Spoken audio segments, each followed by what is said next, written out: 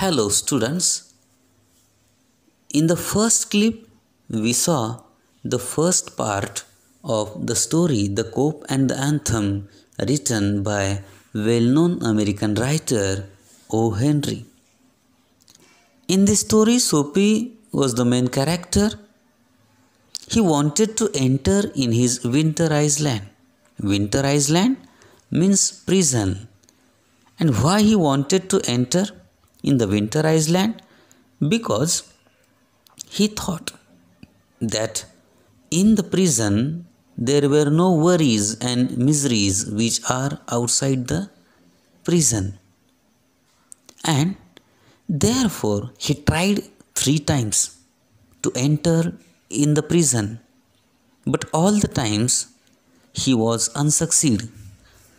3ही वेळा तो अपयशी झाला. सोपी मुख्य पात्र या कथेचा.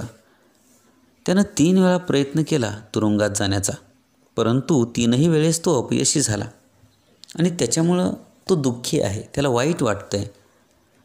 जेव्हा शेवटचा प्रयत्न तो करतो, 3रा प्रयत्न, लास्ट टाईम, एका साध्या अशा उपहारगृहात जातो.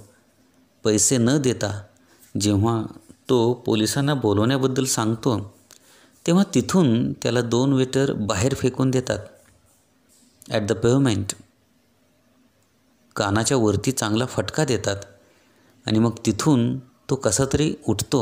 कार्पेंटरचा रूल जसा असतो, ओपन होतो त्या पद्धतीनं. आणि मग त्याला असं वाटतं की मला अरेस्ट होणं हे खूप म्हणजे एकदम अप्राप्य असं स्वप्न आहे.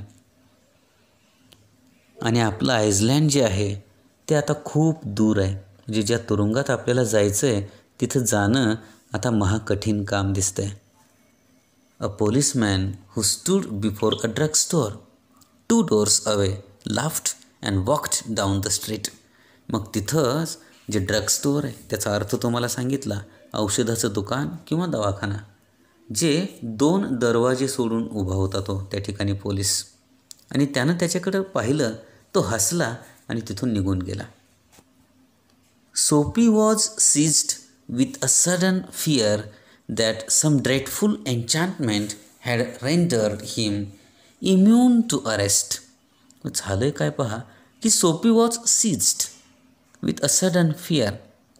एक प्रकारची अचानक निर्माण झालेली भीती, त्या भीतीच्या ताब्यात तो अडकला. सीज्ड म्हणजे catch, CATCH catch, and past tense of catch cot.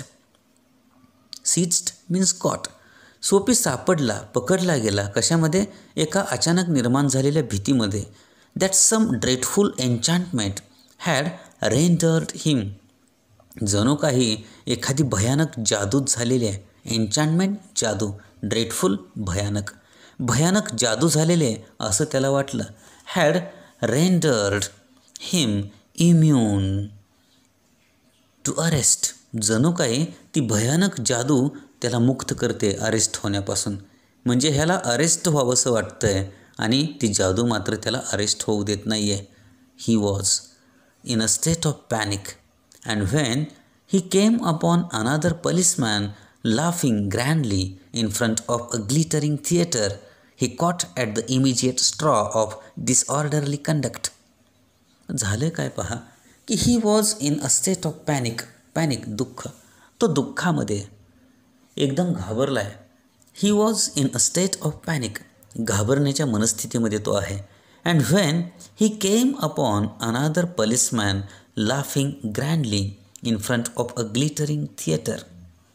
मग ते जे ग्लिटरिंग थिएटर आहे, चकाकणारं चमकणारं असं जे थिएटर आहे, तिथून जो पोलीस आहे तो हसताना दिसतोय मोठमोठ्यानं त्याच्यासमोर. त्याच्यामुळं त्याला एक प्रकारची भीती वाटते. He caught at the immediate straw of disorderly conduct. He caught at the immediate straw म्हणजे एका प्रकारे जणू काही तो एक तात्काळ अशा डिसऑर्डरली कंडक्ट, म्हणजे डिसऑर्डरली कंडक्ट, कंडक्ट म्हणजे वर्तन, डिसऑर्डरली म्हणजेच काय तर नको असं. म्हणजे तो त्याचं वर्तन जे तो कसं तरीच आहे, जे सामान्य माणसाला नको असं वाटावं. आणि त्याला वाटतं की त्या पोलिसांना आपल्याकडे बघितलं आहे. मग on the sidewalk Soapy began to yell drunken gibberish at the top of his harsh voice. पहा हा त्याचा चौथा प्रयत्न आहे. मग त्याला दिसतोय तर ग्लिटरिंग थिएटरसमोर उभा असणारा पोलीस. त्याला असं वाटतं की त्यानं आपल्याला पाहावं आणि पटकन आपल्या या गैरवर्तणुकीबद्दल तुरुंगामध्ये न्यावं. On the sidewalk Soapy began to yell drunken gibberish at the top of his harsh voice. मग झालं काय, तिथूनच रस्त्याच्या कडेनं चालताना सोपीनं नाटक चालू केलं आहे. Began to yell drunken, yell म्हणजे किंचाळणे, क्राय, ड्रंकन म्हणजे थोडक्यात काय, एखादा खूप पिलेला माणूस जसा असतो तो रस्त्यानं जसा चालतो, रस्त्यानं चालताना जणू काय अख्ख्या रस्त्यावरून तो लेझिम खेळत चाललेला असतो, जणू काय that road is his father's estate, त्या पद्धतीनं तो निघालेला असतो. मग तसा झुलत झुलत तो निघालेला आहे, कसाही चालतोय, ओरडतोय, किंचाळतोय, गिबरिश, गिबरिश म्हणजे सुद्धा काय पहा तर निष्फळ अशी बडबड करतोय. At the top of his harsh voice, at the top of his harsh voice, harsh कठोर, व्हॉइस आवाज, म्हणजे मोठमोठ्यानं किंचाळत तो रस्त्यानं निघालेला आहे. He danced, howled, raved and otherwise disturb the skies. रस्त्यानं चालताना तो नृत्य करतोय, नाचतोय, डान्स्ड, हाऊल्ड ओरडतोय मोठमोठ्यानं, कर्कश आवाजात ओरडतोय, रेव्ड, रेव्ड, रेव्ड म्हणजेच काय, वेडसर व्यक्तीप्रमाणे तो काय करतोय, बरळतोय, and otherwise disturb the skies. आता स्काईजचा अर्थ इथे घ्यायचा ॲटमॉस्फिअर, आणि अर्थातच तो तिथलं सगळं शांत वातावरण डिस्टर्ब करत करत निघालेलं आहे. The policeman merely twirled his club, turned his back to Soapy and remarked to a citizen. मग तिथं जो पोलीस उभा होता त्या ग्लिटरिंग थिएटरसमोर, तो उभा असलेला पोलीस जो आहे तो काय करतोय पहा. The policeman merely twirled his club. twirled means काय, turn something quickly round and round, म्हणजे पटकन 2-3 वळणं तो घेतोय आणि पटकन वळतोय. आणि टर्न हिज बॅक टू सोपी, आणि त्याची पाठ होती सोपीकडं, आणि सोपीकडं पाठ होती, त्यानं पुन्हा फिरत तो काय होतो, and remarked to a citizen. तिथून एक शहरी माणूस चाललेला होता, नागरिक चाललेला होता. त्याला तो म्हणतोय पहा की this one of them Yale lads celebrating the goose egg they give to the Hartford College. तो काय म्हणतोय पहा की this one of them Yale lads, Yale lads म्हणजेच काय तर मूर्ख मुले, हा त्या मूर्ख मुलांपैकीच एक आहे. Celebrating the goose egg, goose egg म्हणजे काय थोडक्यात की अंड ज्या पद्धतीनं गोलाकार असतं थोडंसं, तसं हा झिरो आहे प्रत्येक बाबतीमध्ये. They give to the Hartford College. Hartford कॉलेजनं जे काही सांगितलं आहे की ही मूर्ख मुलं रस्त्यानं जाणारी जी आहेत ती गोंधळ करत जाणार आहेत, नॉयझी बट नो हार्म, ती गोंधळ करतायत परंतु आपल्याला इजा काही करणार नाहीत. We have instructions to let them be. We have instructions, आम्हाला सूचना आलेल्या आहेत. इन्स्ट्रक्शन्स सूचना, आम्हाला सूचना आलेल्या आहेत. टू लेट देम बी, त्यांना तसाच गोंधळ घालू देत. त्याच्यामुळं या मूर्ख मुलांकडे तुम्हीही लक्ष देऊ नका. अरे बापरे. डिस्कॉन्सोलेट Soapy stopped his unraveling racket. Disconsolate, very unhappy. प्रचंड दुःखाने सोपी स्टॉप्ड हिज अनअवेलिंग रॅकेट म्हणजे थोडक्यात काय पहा की त्याची जी निष्फळ अशी चालणारी गोंगाटाची जी काही वेळ आहे त्यावेळची, म्हणजे निष्फळ असा गोंगाट, रॅकेट मीन्स गोंगाट, तो गोंगाट घालतोय. आता त्यानं काही फायदा होणार नाही. सोपीच्या लक्षात आलं. तो खूप दुःखी झाला. हा चौथा प्रयत्नही त्याचा अनसक्सीड झाला, निष्फळ. वूड नेव्हर अ पॉलिसमॅन ले हँड्स ऑन हिम. तो विचार करतोय, वूड नेव्हर अ पॉलिसमॅन ले हँड्स ऑन हिम. एकही पोलीस किंवा एकदाही पोलीस मला पकडणारच नाहीत का. In his fancy the island seemed an unattainable Arcadia.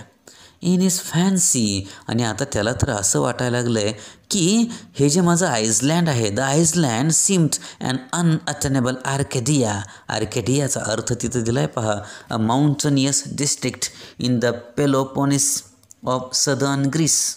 Southern Greece म्हणजे दक्षिणेकडचा ग्रीसचा भाग जो आहे, त्या ठिकाणी ज्या पर्वतरांगा आहेत त्या पर्वतरांगांमधील एक जिल्हा. त्या ठिकाणी काय आहेत पहा, अशा पद्धतीचं in poetic fancy it represents a pastoral paradise. म्हणजेच काय तर एक गूढ असा स्वर्ग, त्या पद्धतीचा आर्केडिया नावाचा जो आहे काल्पनिक आहे. मग त्याला असं वाटतं in his fancy the island seemed an unattainable Arcadia. हे असं वाटतंय त्याला की आता मी कधीही माझ्या आईसलँडपर्यंत पोहोचू शकणार नाही. अनअटेनेबल म्हणजेच काय, कधीही न पोहोचू शकणारं असं ते ठिकाण आर्केडिया. आर्केडिया म्हणजेच काय की स्वप्नातला स्वर्ग त्या ठिकाणचा, सदर्न ग्रीसकडचा. जे अशा पद्धतीनं तिथं मी पोहोचूच शकणार नाही का, माझ्यासाठी तो आर्केडिया बनला आहे. He buttoned his thin coat against the chilling wind. प्रचंड थंडी पसरलेली आहे पहा त्या ठिकाणी, अतिशय कडक. चिलिंग विंड, चिलिंग म्हणजेच काय तर रक्त गोठवणारी थंडी, प्रचंड थंडी. अशी थंडी तिथं पसरली आहे. मग त्यानं काय केलं पहा, ही बटन्ड हिज थिन कोट. त्यानं त्याचा जो पातळ असा कोट होता, त्या पातळ कोटचे बटन पुन्हा एकदा लावले अगेन्स्ट द चिलिंग विंड, त्या थंड वातावरणापासून स्वतःचा बचाव करण्यासाठी. In a cigar store he saw a well-dressed man lighting a cigar at the swinging light. मग तिथूनच एक सिगार स्टोअर होतं, सिगारेटचं दुकान छोटंसं. In a cigar store he saw a well dressed man. एक व्यवस्थित पोशाख केलेला माणूस त्याला त्या ठिकाणी दिसला. तो काय करत होता, lighting a cigar at the swinging light. Swinging light म्हणजेच थोडक्यात काय पहा की त्या ठिकाणी एखादा दिवा असेल किंवा त्या ठिकाणची जी काय अशी भपकेदार लाईट होती, प्रकाश होता, ज्योत, त्या ज्योतीवरती तो सिगार धरून काय करत होता पहा, पेटवत होता. असा चांगला पोशाख केलेला व्यक्ती त्याला दिसला. He had set his silk umbrella by the door on entering. आणि ते जे सिगार स्टोअर होतं, त्या सिगार स्टोअरच्या दरवाजामध्येच ऑन एंटरिंग, प्रवेशद्वाराजवळच त्यानं काय केलं होतं, he had set his silk umbrella. त्यानं त्याची रेशमी अशी छत्री त्या ठिकाणी ठेवली होती. सिल्क अम्ब्रेला, महागडी अशी रेशमी छत्री त्यानं तिथंच दरवाजामध्ये ठेवलेली होती. सोपी स्टेप्ड इनसाइड. हळूच सोपी आतमध्ये आला त्या सिगार स्टोअरमध्ये. Grabbed the umbrella. पटकन तिथला अम्ब्रेला त्यानं उचलला, हिसकावला. And sauntered off with it slowly. Sauntered off म्हणजे walked in a relaxed manner. म्हणजे असं रेंगाळत मस्तपैकी कुणाच्याही लक्षात येणार नाही किंवा त्याच्या लक्षात यावं या पद्धतीनं त्यानं काय केलं पहा की sauntered off with it slowly. आणि तिथून तो रेंगाळत हळूहळू बाहेर आला. The man at the cigar light followed hastily. आणि मग त्या सिगार लाईटजवळ तो जो माणूस उभा होता तो अतिशय घाईघाईने त्याच्या मागं येतोय. My umbrella he said sternly. Sternly कठोरपणे तो म्हणतो, माझी छत्री. ओ इज इट स्नियर्ड सोपी ॲडिंग इन्सल्ट टू पेटी लार्सेनी. काय झालं पहा की स्नियर्ड सोपी. स्नियर म्हणजेच थोडक्यात काय पहा की एक प्रकारचा उपरोधात्मक स्वर, म्हणजे उपहासानं केलेला, हसत हसत अपमान करण्याच्या हेतूनं वापरलेले शब्द. तशा अपमानास्पद पद्धतीनं सोपी म्हणते, ओ इज इट, ही तुझी आहे तर. ॲडिंग इन्सल्ट टू पेटी लार्सेनी. टू पेटी लार्सेनी, मामूली. पेटी म्हणजे मामूली. लार्सेनी म्हणजेच काय एखाद्या व्यक्तीची एखादी वस्तू चोरावी आणि आपण त्याच्याकडे बघावं, आपण तो चोर असावा आणि आपण त्याच्याकडे बघावं, तशा नजरेनं तो बघत म्हणतोय, well why don't you call a policeman. I took it your umbrella. Why don't you call a cop. There stands one on the corner. तो काय म्हणतो पहा, well why don't you call a policeman. मी ही तुझी छत्री तर चोरली आहे, मग तू एखाद्या पोलिसाला का बोलवत नाहीस. आय टूक इट, मी तर घेतली आहे. युअर अम्ब्रेला, तुझी छत्री. Why don't you call a cop, तू पोलिसाला का बोलवत नाहीस. There stands one on the corner. बघ त्या ठिकाणी कोपऱ्यात एक पोलीस उभा आहे. व्हाईल लिसनिंग धिस, हे ऐकत असताना तो जो अम्ब्रेला ओनर आहे, the umbrella owner slowed his steps. त्याच्या मागं तो अक्षरशः धावत होता, परंतु मग ज्याची छत्री आहे तो छत्रीचा मालक स्लोड हिज स्टेप्स, त्याची पावलं मंदावली. तो हळूहळू येऊ लागला. सोपी डिड लाईकवाईज, म्हणजे त्याच पद्धतीनं सोपीसुद्धा हळूहळू जाऊ लागला पुढे. मग काय झालं पहा की with a premonition that luck would again run against him. आणि जणू काय त्याला अशी पूर्वसूचनाच मिळाली. प्रिमोनिशन, पूर्वसूचना मिळणे. म्हणजे थोडक्यात काय की सोपी डीड लाईकवाईज, तोही तसाच हळूहळू धावू लागला. With a premonition that luck would again run against him. त्याला असं वाटायला लागलं जणू काय त्याच्या मनानं त्याला पूर्वसूचना दिली की आता माझं नशीब पुन्हा एकदा माझ्या विरुद्ध धावू लागलं आहे. The policeman eyed at the two curiously. उत्सुकतेनं. आणि तो पोलीस या दोघांकडे सुद्धा उत्सुकतेनं बघतोय. Of course, said the umbrella man. Well, you know how these mistakes occur. If it's your umbrella, I hope you'll excuse me.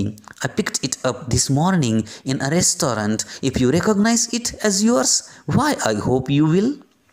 मग काय झालं पहा की of course said the umbrella man. तो काय म्हणतोय पहा की अर्थातच तुझीच असली पाहिजे. Well you know how this mistakes occur if it's your umbrella. जर ही तुझी छत्री आहे तर तुला तर माहितीच आहे, तुम्हाला माहिती आहे अशा चुका कशा होतात. Well you know how this mistakes occur, कशा घडतात, अशा चुका कशा घडतात तुम्हाला माहितीच आहे. I hope you will excuse me. मला आशा आहे तुम्ही मला माफ कराल. एक्सक्यूज मीचा अर्थ इथं काय, माफ करणे. मला अशी आशा आहे तुम्ही मला माफ कराल. I picked it up this morning in a restaurant. एका रेस्टॉरंटमध्ये आज सकाळी मी ही छत्री उचलली. If you recognize it as yours. जर ही तुमची आहे हे तुम्ही ओळखलं, रेकग्नाइज ओळखणे. Why I hope you will. मग मी का आशा करावी, तुमची छत्री तुम्ही घ्या. ऑफकोर्स इट्स माइन, सेड सोपी सॅव्हेजली. झालं काय पहा की सोपी अतिशय सॅव्हेजली, क्रूरपणे त्याला म्हणतोय पहा ऑफकोर्स इट्स माइन, अर्थातच ही माझीच आहे. खरं तर तो तसा का बोलतोय, कारण त्याचा हा चौथा प्रयत्नसुद्धा या ठिकाणी अनसक्सीड झाला आहे, निष्फळ झाला आहे. The x umbrella man retreated माघार घेणे. जो तो एक्स अम्ब्रेला मॅन होता, म्हणजे जी छत्री अगोदर त्या माणसाकडे होते त्यांनी माघार घेतली. आणि मग the policeman hurried to assist a tall blonde in an opera cloak across the street in front of a street car that was approaching 2 blocks away. पोलिसांनीही त्यांच्याकडे दुर्लक्ष केलं. द पोलिसमॅन हरीड घाई करणे, to assist a tall blonde, assist to help, मदत करणे. मग त्या ठिकाणी एक टॉल ब्लॉन्ड माणूस होता. ब्लॉन्ड म्हणजेच काय पहा की सोनेरी पिंगट केस असलेला आणि गोरी त्वचा असलेला माणूस, जो in an opera cloak means cloth. Opera म्हणजे थोडक्यात काय पहा की पाश्चात्य देशांमध्ये संगीत नाटकं त्या काळामध्ये खूप चालायची. आणि मग त्या संगीत नाटकामध्ये काम करणारा, त्याचा संगीत नाटकाचा पोशाख त्यानं शरीरावरती परिधान केलेला एक पिंगट सोनेरी केसाचा गोरा असा माणूस, अर्थात he may be an actor of that drama or play. एखाद्या नाटकातला तो ॲक्टर असावा त्या पद्धतीनं. मग the policeman hurried to assist a tall blonde in an opera cloak. म्हणजे त्या पद्धतीनं त्या ओपेरा म्हणजे संगीत नाटकातला पोशाख अंगावरती असलेल्या अशा माणसाकडं तो त्याला मदत करण्यासाठी गेला. Across the street in front of a street car. त्या ठिकाणी त्या रस्त्याच्या समोरच जी कार होती त्या कारकडे तो माणूस चाललेला होता. That was approaching 2 blocks away. आणि तो जवळजवळ येत होता 2 blocks अवे. इथून फक्त 2च ब्लॉक्स तो दूर होता. तो पोलीस त्यांच्याकडे गेला. Soapy walked eastward through a street damaged by improvements. मग सोपी पूर्वेकडे चालत निघाला. ईस्टवर्ड म्हणजे काय, पूर्वेकडे. ईस्ट म्हणजे पूर्व, ईस्टवर्ड पूर्वेकडे. Soapy walked eastward through a street damaged by improvements. आणि तो अशा रस्त्यानं निघाला की त्या रस्त्याचं नुकसान झालेलं आहे आणि त्याच्यात कुठलीही इम्प्रूव्हमेंट दिसत नाही. म्हणजे इम्प्रूव्हमेंट करण्यासाठी योग्य असलेला रस्ता, जे रस्त्याचं नुकसान झालेलं आहे आणि तो दुरुस्त करायला हवा होता, अशा रस्त्यानं तो निघाला आहे. He hurled the umbrella angrily into an excavation. He hurled the umbrella. Hurled means threw, फेकली. त्याने ती छत्री फेकली. फेकली पहा, कुठं फेकली? He hold the umbrella angrily, अतिशय रागात त्याने ती छत्री फेकली. Into an excavation. Excavation म्हणजे उत्खनन. इथं अर्थ काय घ्यायचा पहा? खोदलेला खड्डा. तिथं कोपऱ्यामध्ये एक खड्डा खोदलेला होता. त्या खड्ड्यामध्ये त्याने अतिशय रागात ती छत्री फेकून दिली. He muttered against the men who wear helmets and carry clubs. तो पुटपुटायला लागला. कोणाविरुद्ध पहा? अशी माणसं. He muttered against the men, अशा माणसांविरुद्ध पुटपुटायला लागला. Who wear helmets and carry clubs, ज्यांनी डोक्यावरती हेल्मेट्स परिधान केलेले आहेत आणि ज्यांच्या हातामध्ये दंडुके आहेत. क्लब्स म्हणजे दंडुके. दंडुके म्हणजे काठ्या. म्हणजे थोडक्यात काय पहा? पाश्चात्य देशामध्ये डोक्यावरती हेल्मेट आणि हातात काठ्या असणारी माणसं म्हणजे पोलीस असतात. मग अशा पोलिसांच्या विरुद्ध तो पुटपुटायला लागला. का? Because he wanted to arrest himself and no one arresting him. त्याला स्वतःला अटक होण्याची इच्छा होती आणि कोणी त्याला अटकच करत नव्हतं. He wanted to go in his island. त्याला त्याच्या आयसलँडमध्ये जाण्याची घाई झाली होती, कारण थंडी प्रचंड वाढत होती. मग because he wanted to fall into their clutches. Clutches म्हणजे थोडक्यात काय पहा? तावडीमध्ये सापडणे. त्याला असं वाटायचं की कोणीतरी यावं आणि मला पकडावं. He wanted to fall into their clutches. They seemed to regard him. आणि जणू काय हे पोलीस सगळे त्याला आदर देत होते. रिगार्ड हिम, रिस्पेक्ट हिम. असं वाटत होतं की हे सगळे पोलीस त्याला रिस्पेक्ट देत आहेत. ॲज अ किंग हू कुड डू नथिंग रॉंग. जणू काय मी एक राजाच आहे, तो एक राजाच आहे आणि तो कधीही चुकीचं वागू शकत नाही. म्हणजे हे सगळे पोलीस त्याला तो चुकीचं न वागणाऱ्या राजासारखी ट्रीटमेंट देत होते आणि हे सगळं त्याला अतिशय दुःखद वाटत होतं. All this things made him unhappy. At length Soapy reached one of the avenues to the east where the glitter and turmoil was but faint. मग असंच ॲट लेंथ चालत चालत तो पुढं निघालाय. सोफी रिच्ड पोहोचला. सोफी कुठं पोहोचलाय पहा? One of the avenues. Avenues म्हणजे काय? रस्ते, अनेक मार्ग, त्यातला एक मार्ग. वन ऑफ द म्हणजे एक, त्यातला एक मार्ग. टू द ईस्ट जो पूर्वेकडे जात होता, पूर्वेकडे. Where the glitter and turmoil was but faint. जो रस्ता जो होता तो झगमगत होता. Glitter and टर्मॉईल. टर्मॉईल म्हणजे थोडक्यात काय पहा? की त्या ठिकाणी एक प्रकारचा गडबड, गोंधळ, एक प्रकारचा डिस्टर्बन्स होता. अ स्टेट ऑफ ग्रेट डिस्टर्बन्स. म्हणजे जिथं गजबजाट होता, थोडासा गोंधळ होता. But faint. फेंट म्हणजेच काय? अस्पष्ट, कमी असा होता. अशा पूर्वेकडच्या रस्त्यानं तो निघाला. ही ड्रॅग्ड हिमसेल्फ टुवर्ड मॅडिसन स्क्वेअर. आणि त्यानं स्वतःला खेचलं, म्हणजे तो स्वतः चालत निघाला आहे. कुठं? Toward Madison square. स्क्वेअर म्हणजे चौक. मॅडिसन म्हणजे रस्त्याचं नाव, म्हणजे त्या चौकाचं नाव आहे मॅडिसन. मॅडिसन स्क्वेअर या ठिकाणी तो निघाला. For the homing instinct survives even when the home is a park bench.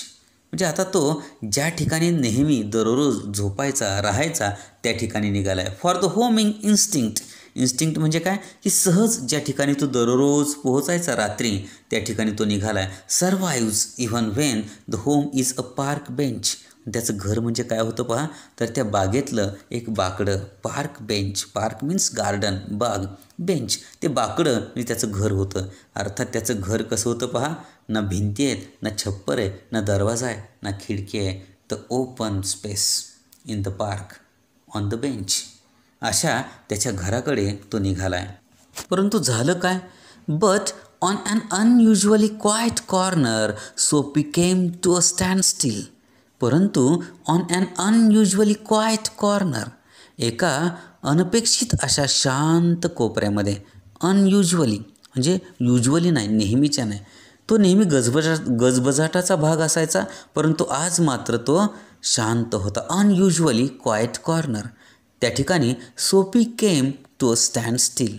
त्या ठिकाणी तो आला आणि स्तब्ध असा उभा राहिला. Here was an old church. या ठिकाणी एक जुनाट असं चर्च होतं. Quaint and rambling and gabled. Quaint म्हणजे थोडक्यात काय पहा? Attractively unusual or old fashioned. जुनाट पद्धतीचं परंतु आकर्षक असं असणारं ते चर्च होतं.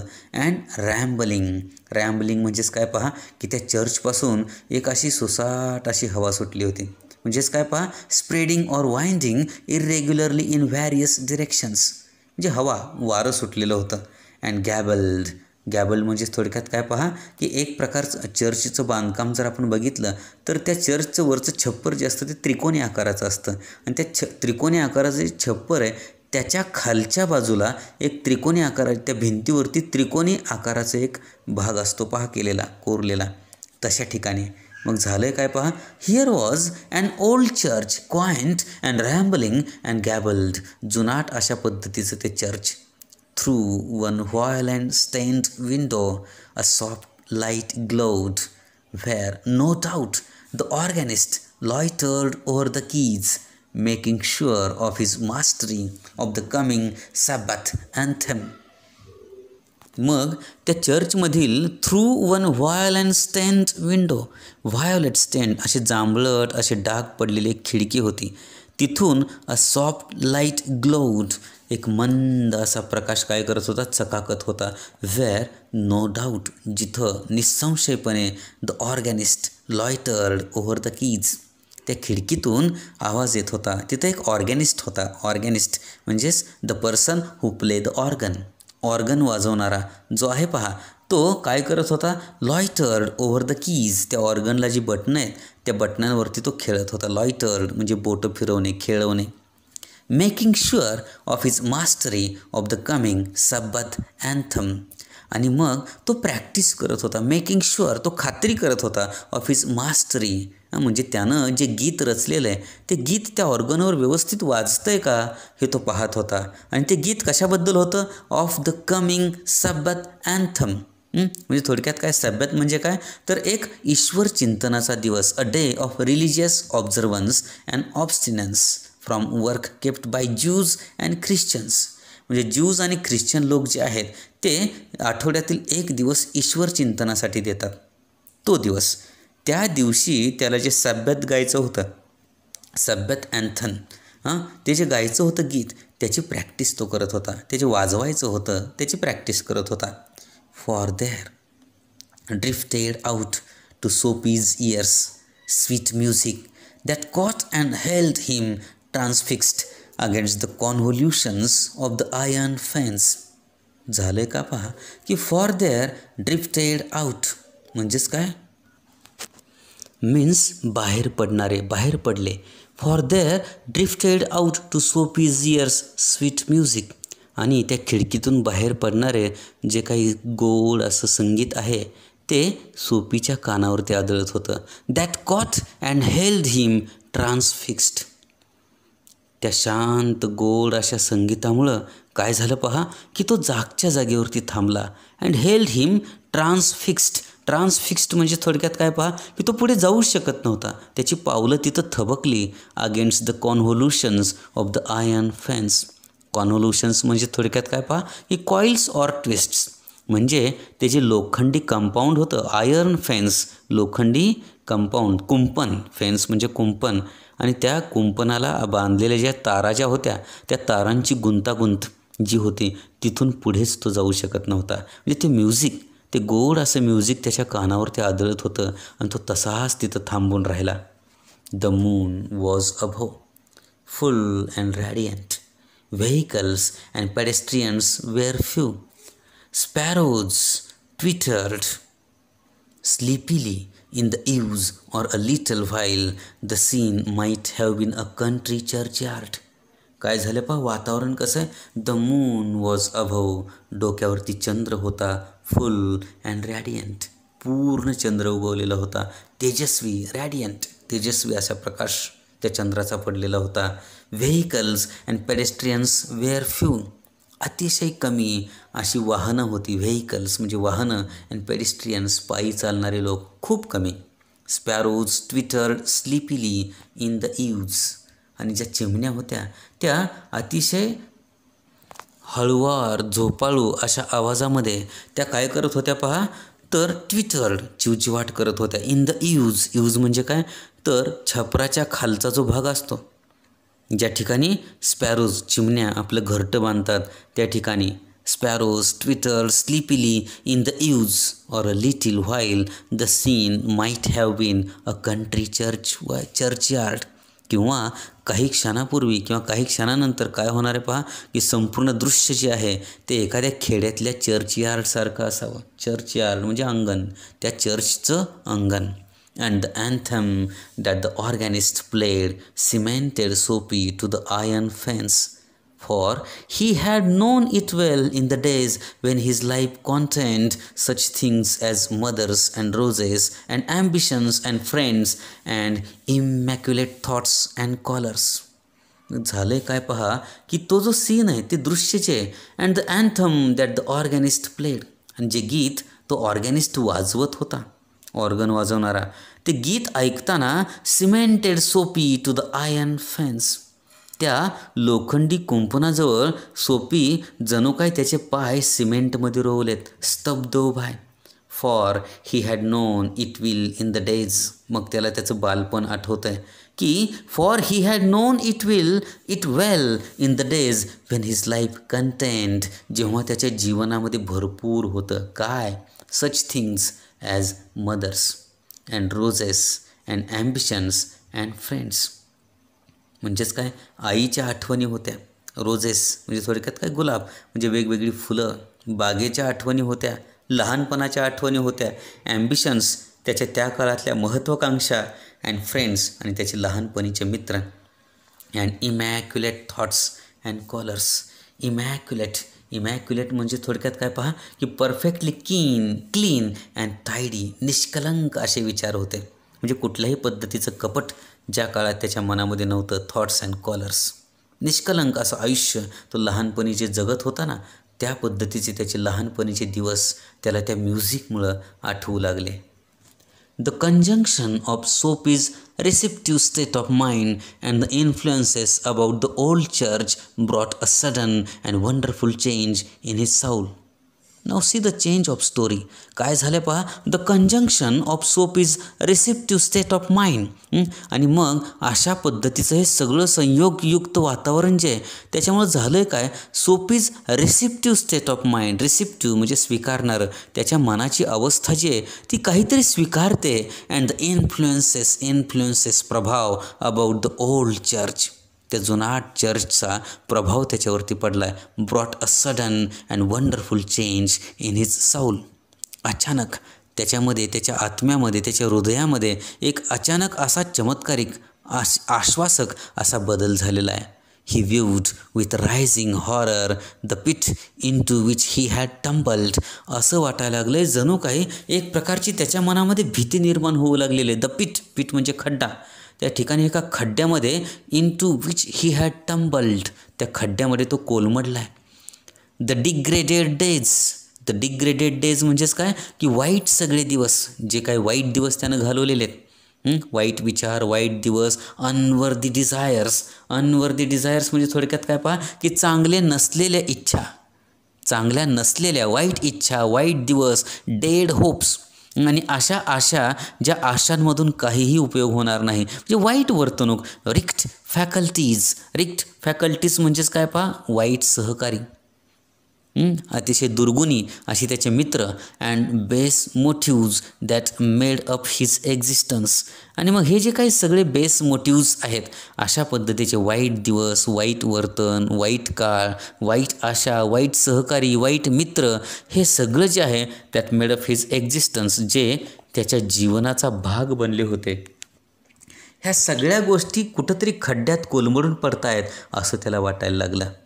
And also in a moment his heart responded thrillingly to this strange mood. आणि अर्थातच and also in a moment, आणि त्याच क्षणी his heart responded thrillingly to this strange mood.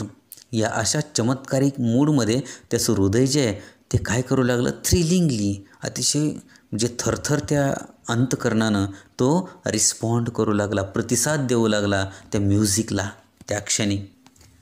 A strong impulse moved him to battle with his disparate fact.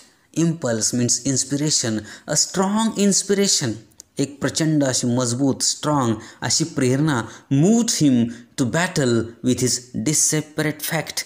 त्याची जी काय डिससेपरेट fact होती, असाध्य असं जे वास्तव होतं त्याच्या वाईट वर्तणुकीचं, वाईट वागण्याचं, त्यापासून म्हणजे जो काही त्याचा लढा चालला होता काही वेळ गेले काही क्षण त्याच्यामध्ये तो इन्स्पायर झाला. He would pull himself out of the mire and would make a man of himself again. जणू काही त्यानं स्वतःनं ओढलं आहे. ही वूड पुल हिमसेल्फ, त्यानं स्वतःला खेचलं आहे. आउट ऑफ द मायर, मायर म्हणजे काय पहा, चिखल. परंतु इथं अर्थ काय घ्यायचा आहे, a complicated or unpleasant situation from which it is difficult to free oneself. आणि गुन्हेगारी जगतातली वर्तणूक आपल्याला माहिती असतं, यहाँ के दरवाजे खोलते तो है लेकिन बंद नाही होते. जे एकदा का आपण तिथून आत गेलो की बाहेर येणं खूप अवघड असतं.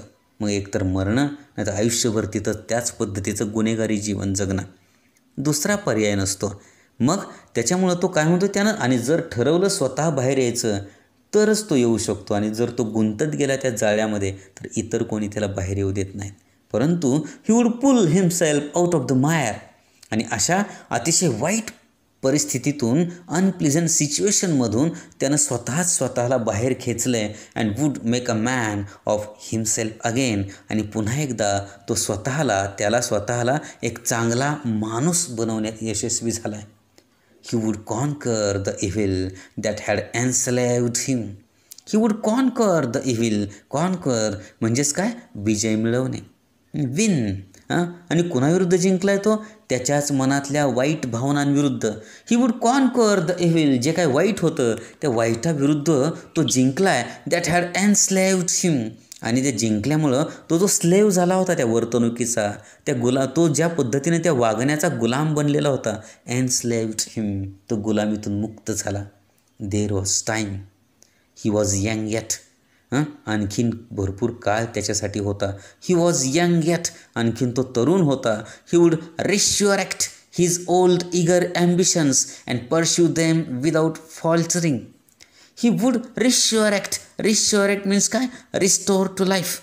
म्हणजेच थोडक्यात काय पहा की तो त्याचं जीवन पुन्हा चालू करू शकत होता, पुनरुज्जीवन करू शकत होतं त्याचं जीवन. म्हणजे संपलेल्या जीवनातून तो पुन्हा भरारी घेऊ शकत होता.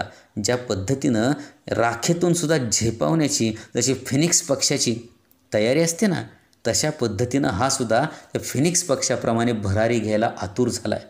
पहा, संगीतामध्ये किती जादू आहे. Music is the medicine of mind असं म्हणतात. संगीत हे मनाचं औषध आहे. वाईट मनाला चांगल्या मनामध्ये ते करू शकतं, परावर्तित करू शकतं. म्हणून there was time, he was young yet, आणखीन तो तरुण होता. He would resurrect his old eager ambitions. तो पुन्हा एकदा त्याच्या जुन्या अतिशय लहानपणी तशा महत्त्वाकांक्षा होत्या त्या रिश्युअरेक्ट करू शकत होता. त्याचं पुनरुज्जीवन करू शकत होता, पुन्हा ते जीवन जगू शकत होता. And pursue them without faltering. आणि विदाऊट फॉल्टरिंग म्हणजेच काय, न लटपटता, कुठल्याही पद्धतीची स्ट्रेंथ कमी न होऊ देता तो त्याचा पाठलाग करू शकत होता. त्या आकांक्षा तो पकडू शकत होता. Those Solomon but sweet organ notes had set up a revolution in him. आणि तेच ते Solomon but sweet organ notes, Solomon गंभीर, बट स्वीट परंतु गोड असे ऑर्गन नोट्स, त्या ऑर्गनवरून येणारे ते सूर, नोट्स म्हणजे काय, सूर, had set up a revolution in him. आणि झालं काय पहा की those Solomon but sweet organ notes, ते गंभीर परंतु गोड असे त्या ऑर्गनवरून येणारे जे सूर होते ना, had set up a revolution in him. जणू काही त्या ऑर्गन नोट्सनं त्याच्यामध्ये क्रांती घडवून आणलेली होती, प्रचंड बदल घडवून आणलेला होता. Tomorrow he would go into the roaring downtown district and find work. त्याच्या मनानं ठरवलं आता उद्या आपण काय करायचं. Tomorrow he would go into the roaring downtown district. त्यानं ठरवलं की आता उद्या तो जो खाली जाणारा रस्ता आहे, नगर सोडून शहर सोडून जाणारा, तिथून सरळ जिल्ह्याच्या ठिकाणी जायचं. अँड फाइंड वर्क, आणि कुठलं तरी काम शोधायचं. A fur importer had once offered him a place as driver. आणि असंच एकदा अ फर इम्पोर्टर, फर म्हणजे काय पहा की प्राण्यांचे मऊ केस जे असतात, इम्पोर्ट म्हणजे आयात आणि इम्पोर्टर आयात करणारा, म्हणजे ते प्राण्यांचे मऊ केस आयात करणारा एक व्यक्ती. Had once offered him a place as driver. एकदा त्यानं त्याला ड्रायव्हर होतोस का असं विचारलं होतं, ऑफर दिली होती. He would be somebody in the world. निश्चितच त्यानं ठरवलं होतं की आपणही या जगात कोणीतरी असणार आहोत. He would. तो असणार आहे. तेवढ्यात काय झालं पहा. Soapy felt a hand laid on arm. तेवढ्यात त्याला त्याचा जो आर्म आहे, त्याचे जे बाहू आहेत, हात, तिथं कोणाचा तरी हात पडलेला आढळला. Soapy felt a hand laid on arm. त्याला असं जाणवलं की आपले बाहू कोणीतरी पकडलेत. He looked quickly around into the impassive face of a policeman. आणि पटकन त्यानं बघितलं. He looked quickly around. असं गोल फिरून त्यानं पटकन बघितलं into the impassive face of a policeman. एक पोलीस तिथं उभा होता ज्यानं त्याचे हात पकडलेले होते. इम्पॅसिव्ह फेस. इम्पॅसिव्ह फेस म्हणजेच काय. निर्विकार असा चेहरा, भावनाशून्य, ज्या चेहऱ्यावरती कुठल्याही फिलिंग्स दिसत नव्हत्या, असा चेहरा तो त्यानं बघितला. What are you doing here asked the officer.